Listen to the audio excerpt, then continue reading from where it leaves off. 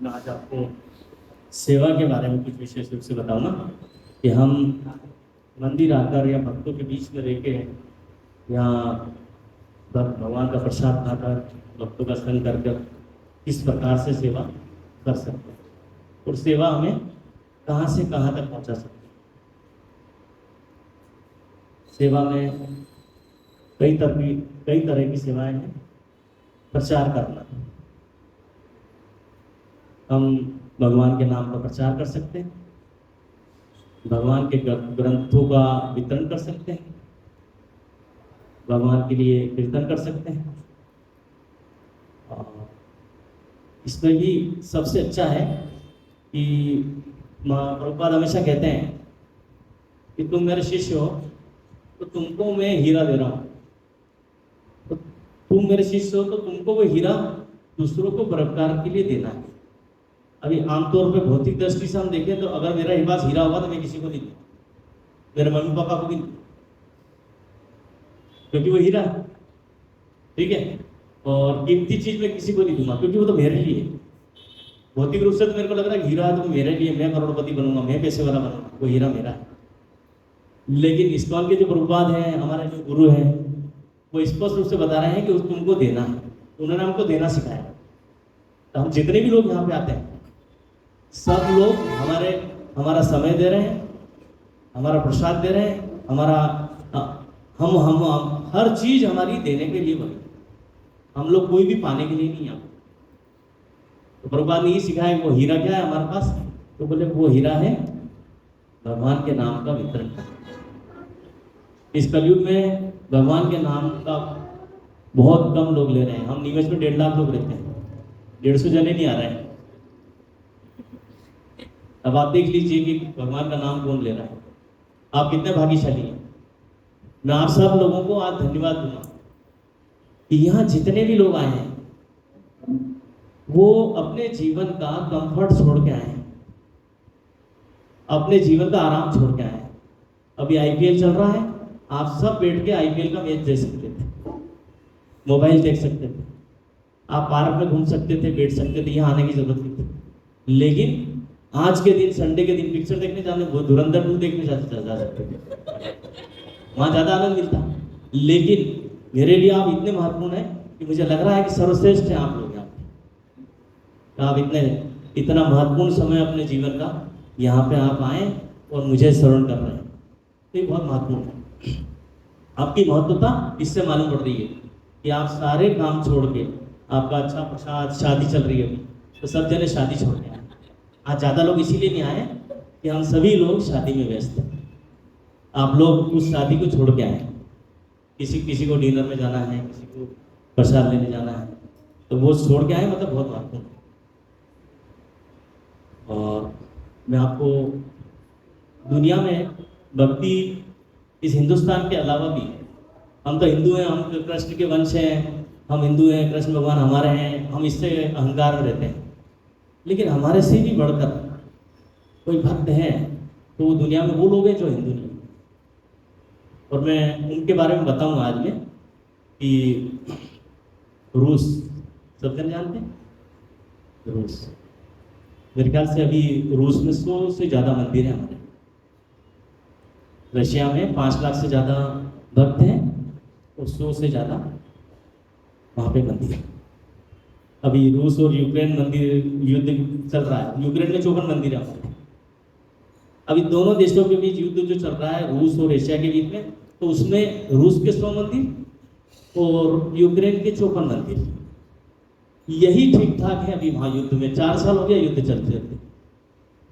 वहाँ पर भारत का झंडा लगा हुआ है, इस्लाम का झंडा लगा हुआ यूक्रेन में और रूस में, और दोनों ही 154 मंदिर दोनों देशों में। वहाँ पे दोनों पे किसी ने, यूक्रेन ने भी अटैक नहीं किया भगवान के कृष्ण के मंदिर पे, और रूस ने भी अटैक नहीं किया यूक्रेन के मंदिर पे। और वहाँ पर रोज हर मंदिर से 2 से 3 हजार 4 हजार लोगों को प्रसाद मिल रहा है। और इस युद्ध के समय प्रसाद मिल रहा है बच्चों को, माताओं को, बुजुर्गों को। रोज लाइन लगती है, रूस के सैनिक भी देख रहे हैं और यूक्रेन के सैनिक भी देख रहे हैं कि ये लोग प्रसाद के लिए खड़े हैं। आज वहाँ पर इस्कॉन का महत्व मालूम है, इस्कॉन वहाँ प्रसाद बांट रहा है, वहाँ के भक्त प्रसाद खा रहे हैं। रूस में ठंड पड़ती, यूक्रेन और रूस में 40 डिग्री 50 डिग्री। वहाँ अगर आप खाली हाथ से जब करने लग जाएंगे ना तो आपकी उंगली जम जाएगी। तो वो लोग जब भी जब करते हैं, जब भी पहनते ना, तो वो जो उंगली बाहर निकलती ना अपनी, उस उंगली पे वो प्लास्टिक टेप चिपका के बाहर रखते हैं। और वो अपनी माला एक समय में दिसंबर महीने में गीता जयंती महोत्सव होता है, उस टाइम पूरी दुनिया में गीता जयंती महोत्सव मनता है। वो दिसंबर महीने में जब गीता जयंती महोत्सव था, वो प्रसार करते हैं, तो मंगला आरती के पहले वो अपनी 16 माला कर लेते हैं उस गीता जयंती महोत्सव मनाने के। उनमें उत्साह ऐसा है कि गीता ग्रंथ वितरण करना है, गीता जयंती महोत्सव करना, हमको पूरी दुनिया में सबसे उच्च स्तर पे भगवान के नाम का प्रचार। वो हिंदू नहीं, आप देख लीजिए, वो सारे लोग क्रिश्चियन हैं, और उसके बाद उनकी भक्ति का स्तर देख लीजिए। आपको हमको 4 बजे या मंगला आरती में आने की बोल रहे हैं तो कोई दिखता ही नहीं। 5 बजे, अभी ऐसी गर्मी है तो भी नहीं आ रहा है। और कृष्ण तो हमारे हैं, कृष्ण तो हमारे हैं, लेकिन वो कृष्ण को ज्यादा वो चाह रहे हैं। उन्होंने बता दिया कि कृष्ण कौन है, उन्होंने जाना कृष्ण। रशियन लोगों ने बाइबिल को पढ़ा, रशियन लोगों ने कुरान को पढ़ा, और रशियन लोगों ने रामायण और भगवत गीता को पढ़ा और कृष्ण को जाना। वो सारे लोग इस हिंदुस्तान आए, वृंदावन घूमे हैं, द्वारका जी गए हैं, जगन्नाथपुरी गए हैं, उन्होंने कृष्ण को जाना। और उन्होंने क्रिश्चियन धर्म के लिए कुछ नहीं बोला, उन्होंने कुरान के लिए कुछ, उन्होंने किसी धर्म की निंदा नहीं की, लेकिन उन्होंने एक बात जरूर कही कि ये जो इस्कॉन का जो कृष्ण भक्ति है या भगवत गीता है, ये पूरी दुनिया में बेस्ट है। और वो आज पूरी दुनिया में बहुत अच्छे से सर्वश्रेष्ठ है। वो लोग भक्ति में प्रचार, उनके जैसा भक्त बनना। उनकी, आप रशिया के कुछ भक्त हैं, उनकी किताब है फिलोसॉफी, उसको पढ़िए आप। वो लोग जेल में रहते थे ना, तो उनको जब करते थे वो, तो खाने के लिए उनको ब्रेड मिलती थी। ब्रेड जब कैसे करते थे वो अंदर, जब तो ब्रेड खाते नहीं थे वो नाश्ते में। तो जेल के अंदर एक जना तो जेल की गेट के वहाँ खड़ा रहता था, बाकी 2-3 जने थे वो अंदर खड़े बैठे थे, और वो ब्रेड को सुखा देते, ब्रेड को सुखाकर उसके टुकड़े करते थे गोल गोल, और उसको सुई और धागा रहता था, उससे उस ब्रेड के टुकड़े से 108 मनके बनाते थे, और उसको सुई से धागे से बांध, तो उसको बांध के और फिर वो जब करते थे हरे कृष्ण कृष्ण कृष्ण हरे हरे, हरे राम राम राम हरे। इतने कठिन स्तर पे भी उन्होंने, जेल के अंदर बंद होने के बाद भी, उनकी गंभीर यातनाएं होने के बाद भी उन्होंने कृष्ण भक्ति नहीं छोड़ी, तो कई लोग मर गए। आप देख लीजिए कि किस स्तर की भक्ति। एक आध उदाहरण बता देना हिंदुस्तान का कोई भक्त इस तरह से भक्ति कर रहा हो, तो ये निश्चित रूप से हमें, वो जो रशिया की घटना इसलिए बता रहा हूँ कि हमें प्रेरणा मिले उससे, कि हम सोचते हैं कि हम हिंदू हैं, हमारे कृष्ण हैं, तो नहीं, हम कुछ भी नहीं जानते।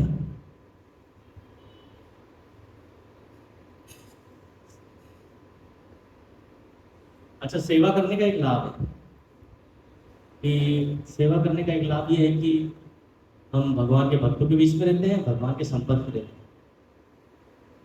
और सेवा से हमारे अंदर खूबसूरती, अंदर जो हमारे जीवन में चलता रहता है, उससे एक खूबसूरती आती है। और सेवा करने के लिए हमको सबसे पहले, हमको हमारे जो सीनियर भक्त हैं, गुरु हैं, उनकी आज्ञा का पालन करना चाहिए। जितनी ज़्यादा हम उनकी आज्ञा का पालन करेंगे, हमारे वरिष्ठ भक्तों का पालन करेंगे, हम उतने अच्छे से सेवा करेंगे, क्योंकि गुरु और वरिष्ठ भक्तों की कृपा से हमें शुद्धि भी मिलेगी, उनका आशीर्वाद रहेगा तो हम बहुत अच्छे से सेवा कर पाएंगे। आज मुझे इस्कॉन में 10 साल हो गए। आज पहली बार मुझे अवसर मिला और मुझे कहा गया कि तुमको क्लास देना है सबको।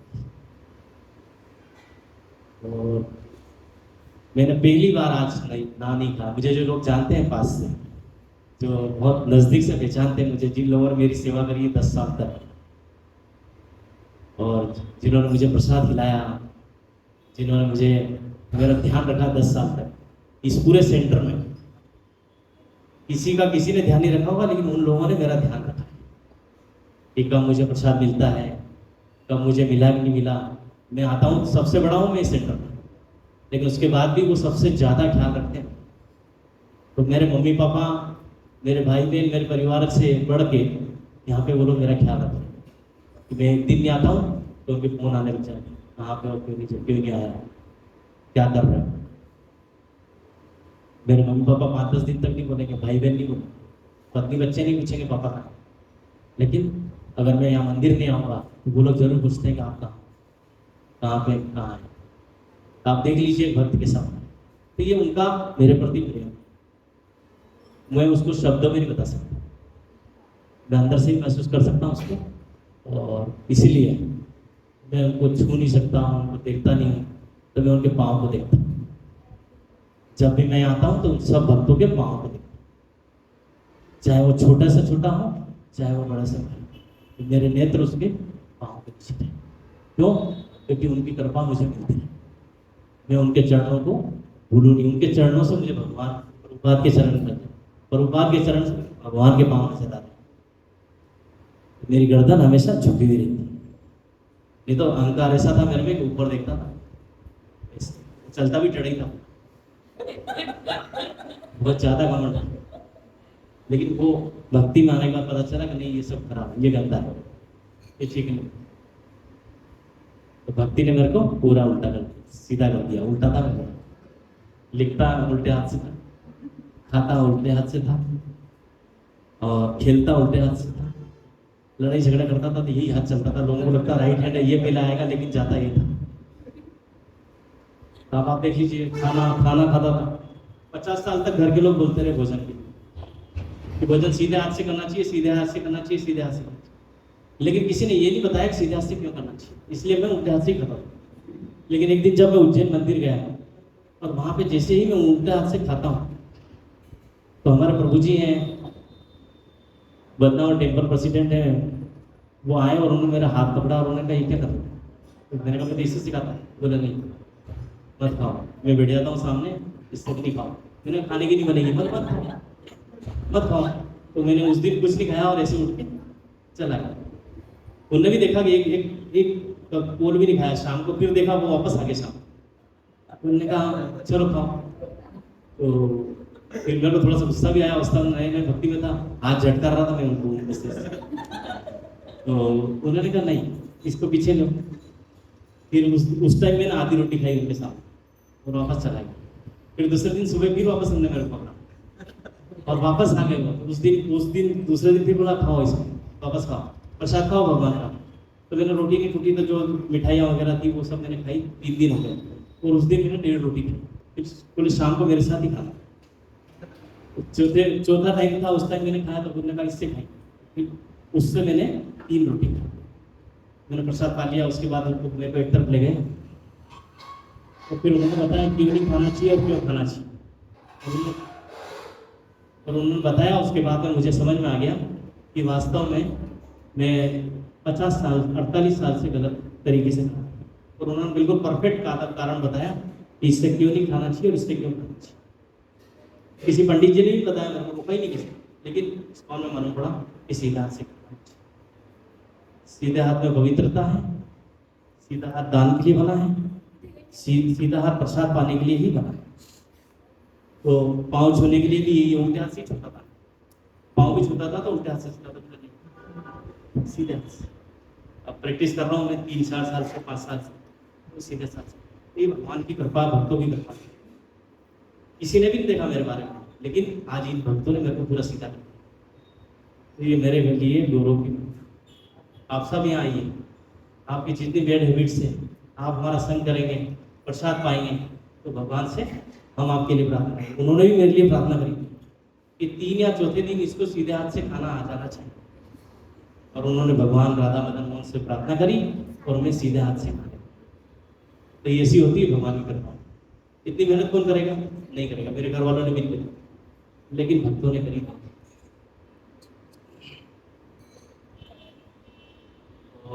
हम इस भौतिक संसार में भटक चुके हैं।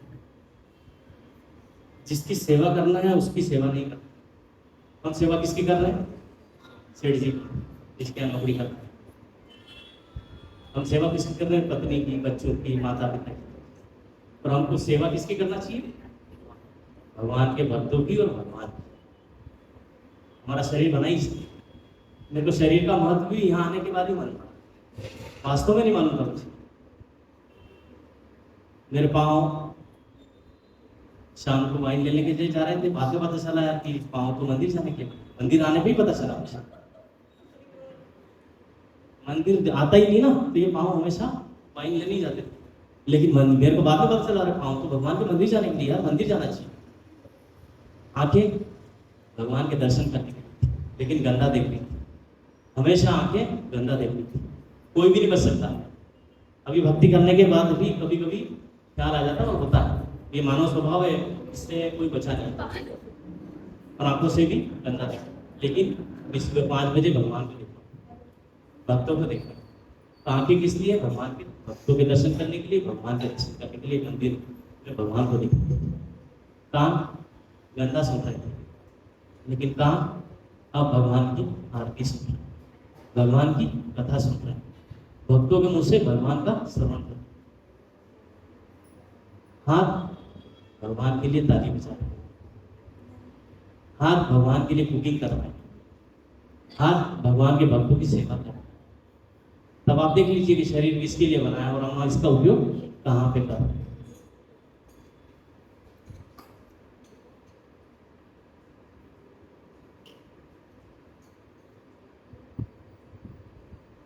भगवान सेवा करने वाले को अपने आप को सौंप देते हैं। जो भी भक्त भगवान का भक्त है, वो भगवान के भक्तों की सेवा करता है, तो भगवान उन्हें अपने आप को सौंप देते हैं। तो भगवान कितना दयालु है। भगवान कह रहे हैं कि तू मेरी पूजा मत कर, लेकिन मेरे भक्तों की सेवा करेगा, मेरे भक्तों की पूजा करेगा, तो मैं तेरे को सौंप। तो इसमें बताया गया है कि देख लो आपकी भक्ति भक्तों की सेवा करने से क्या। अच्छा, ये भी नहीं सुनना चाहिए कि हमने सेवा कर पाए नहीं कर पाए, सेवा में असफल हुए सफल हुए, ऐसा भी नहीं चाहिए। जो भी सेवा कर पा रहे हैं, जिस तरह से भी कर पा रहे हैं, आप मंदिर के अंदर हैं तो वो भगवान काउंट करेंगे ही, भगवान गिनेंगे ही गिनेंगे।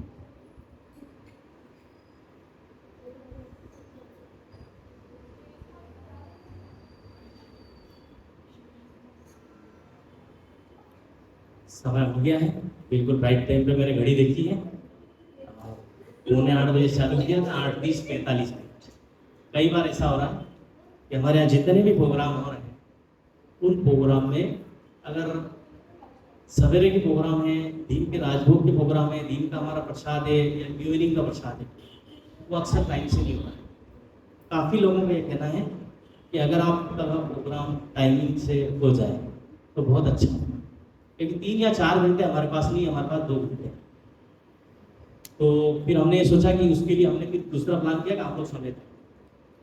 अगर आप 2 घंटे का प्रोग्राम चाहते हैं हमसे समय पे ख़त्म होना, तो आप लोग समय पे। अगर आप लोग समय पे आएंगे तो हमारी क्लास भी समय पे होगी और हम प्रसाद भी समय पे दे पाएंगे और आप लोग भी समय पे जा पाएंगे। हमें निश्चित रूप से हम सभी को ये प्रयास करना चाहिए कि हम शाम को समय पे। अगर आप समय पे आएंगे, 6:30 बजे आ गए, तो आपको सब कुछ दिखेंगे। और अगर आप लेट आए तो भगवान के दर्शन भी नहीं होंगे, सिर्फ प्रसाद मिलेगा और फिर जाना पड़ेगा। तो आप हमें जान ही नहीं पाएंगे कि हम यहाँ क्यों आए थे। इसलिए हमें सब कुछ जानना है तो हमें समय पे आना चाहिए, किसी भी हालत में समय पे आना चाहिए। क्या बाहर ट्रेन पे जाते थे लेट होते हैं क्या? ऑफिस जा रहे थे लेट हो रहे हैं क्या? कहीं दुकान जा रहे हैं पैसा कमाने के लिए तो लेट हो रहे हैं क्या? तो फिर यहाँ क्यों लेट हो रहे हैं? जिसकी कृपा से दुकान जा पा रहे हैं, जिसकी कृपा से ऑफिस जा पा रहे हैं, जिसकी कृपा से प्रसाद मिल पा रहा है आपको, जिसकी कृपा से आपका परिवार आज का दिन आपका अच्छा, उसके लिए आपके पास 7 दिन में समय नहीं। और फिर भी वो आपको ये देख नहीं रहे कि यार ये मेरे पास समय से आ रहा है नहीं आ रहा, मेरी पूजा कर रहा नहीं कर रहा नहीं, लेकिन फिर भी भगवान आपका ख्याल रखते हैं। वो ख्याल इसलिए रख रहे हैं कि आपका जो पिछला है ना, वो अभी प्लस में चल रहा है। अभी आज आपका खराब करने पे भी अच्छा हो रहा ना, तो ये मान लेना कि आपका पिछला अच्छा है, और पिछला अच्छा है मतलब आपके जीवन में अभी आप खराब कर रहे हैं और आपका अच्छा हो रहा है, तो ये मान लेना कि आपके पुण्य की थैली शॉर्ट हो रही है।